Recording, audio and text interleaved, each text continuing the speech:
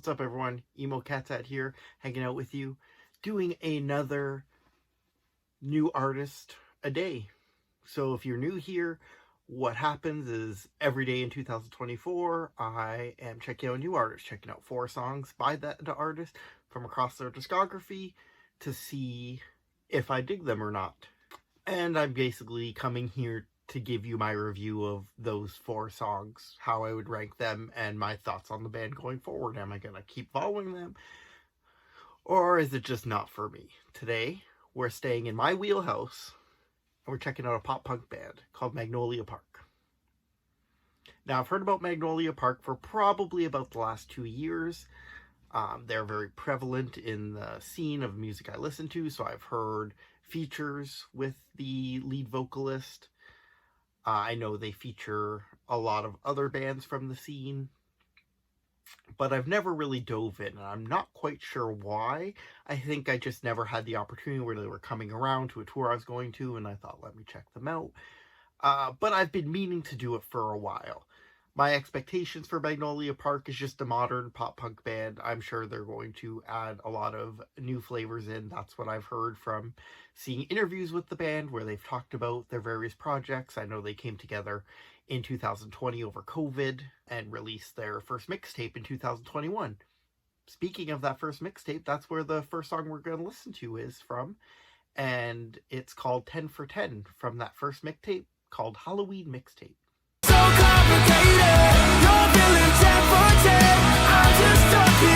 Alright, so the fact that this was a debut record off a band that really was only a band for about a year and a half at this point blows my mind. This song starts off slow and then it becomes a mid-tempo banger. I love mid-tempo bangers, so I was enthralled. And then the second verse hits and it's just a classic pop-punk song. And I'm like, oh, are they changing up every verse? They go back to the chorus. It's that mid-tempo banger. It ends on that note. Phenomenal first track. As far as the lyrics go, they're pretty basic, but I'm willing to forgive them since this was so new. And the music itself just took me on such a fun ride. Next up, we're going to listen to a song from their second album, Baku's Revenge, which came out the following year in 2022. And this is Misfits, featuring Taylor Acorn, who I am a fan of.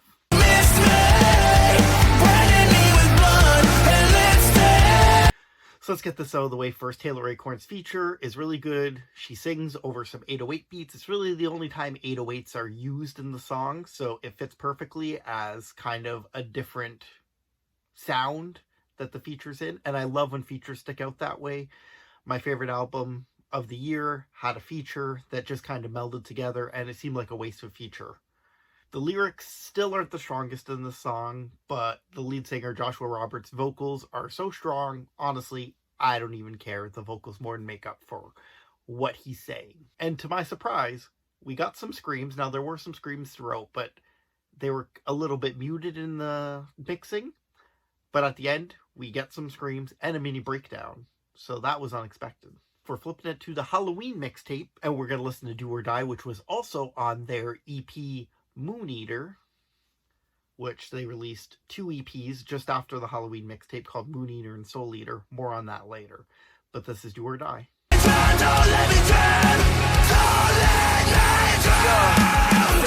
This chorus is probably the best chorus I've heard yet. It just soars. The song features Ethan Ross. I've never heard of him. I looked him up. He seems to be a rapper. Not surprising that his feature is the rap parts. Again, very clearly stands out like the Taylor Acorn feature in the previous song. Now, this has kind of like a corpse-sounding pre-chorus that I'm assuming Joshua Roberts does. It's pretty cool at first, but because it always comes back, I didn't really dig it, even though I dig the song overall. The bridge of this song is Linkin Park core, like straight up. I did not expect that. Magnolia Park who? This is Linkin Magnolia Park now. Alright, the last song we're going to check out is Manic from Soul Eater.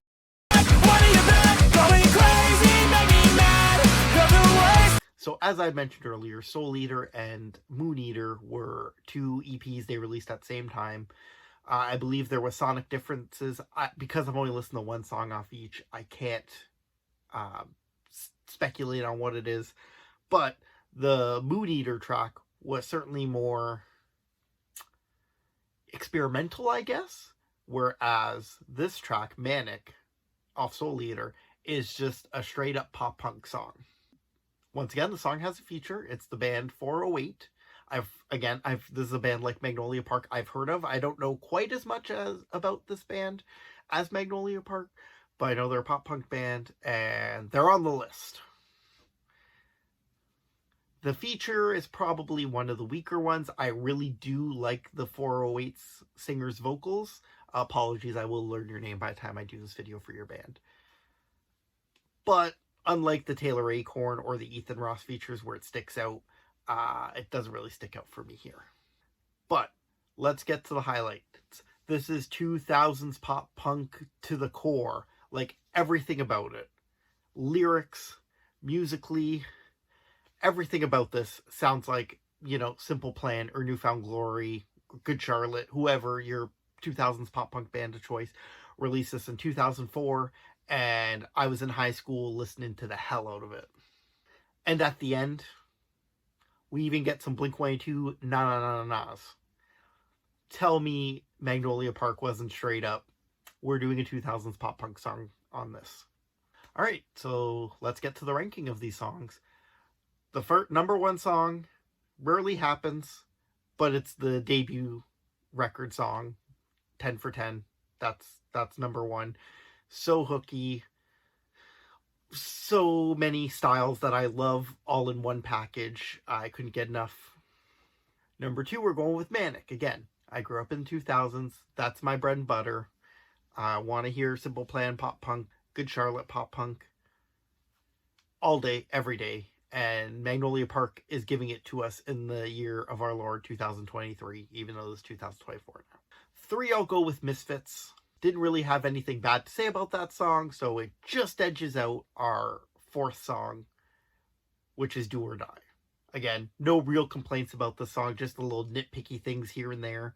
Overall, Magnolia Park is amazing. I can't wait to listen to these guys more. I'm going to have to do a deep dive on their discography at some point when time allows. Alright guys, that's the video. Thank you so much for checking it out. As always, I'll be back here every day with a new band. So if you got a band you want me to check out, maybe it's a modern pop punk band, maybe it's a band from the 2000s that you're like, no one remembers this band, no one checks it out. There are a couple that I have not, and we'll be getting to them soon, hopefully. But if you got any suggestions, leave them in the comments. You guys have been so kind so far, leaving them on YouTube, leaving them on TikTok, leaving them on all the social medias. Keep it coming. I got 365 of these things to do. Well, I guess 360 now. But I got a lot to do, so I appreciate you guys helping me out. Speaking of my socials, be sure to give me a follow there. Check them in the description below. Emo Cat Dad or emo.catdad in most cases. And if this is your first time stopping by, thank you so much for stopping by. Maybe check out one of my other videos that I did that are probably on screen now.